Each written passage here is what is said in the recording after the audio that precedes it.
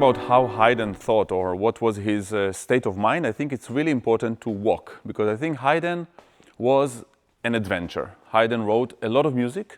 He was a musician full of ideas, very spontaneous, and yet a very deep and maybe even my favorite composer, if I may say. I mean, nowadays I find myself more and more wanting just to conduct Haydn, because I just feel there is something very unique in this spontaneity, in this amount of notes and of talent that just go and go and go and invent themselves every time, again and again. And there is a feeling of a train that just goes to new places, stops, write a symphony, we go to another place. There is a huge richness of music and a huge richness of ideas. So if I think about him, I just think that his mind was probably a very adventurous mind of someone who just wants to, conquer the world.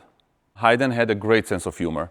In his Abschiedssymphonie, what we call Abschiedssymphonie, there is the case of the musicians leaving the stage. We all know a lot of stories about why he wrote it and what was the idea behind it, but I think anyway, as a theatrical gesture, it's always a very funny one. With Glanert, we decided to reverse this process, if you want. So we're going to have some musicians leaving, some musicians coming, and the idea, of course, is to develop even more this theatrical vision of Haydn, let's say, using the concert stage as a theater stage.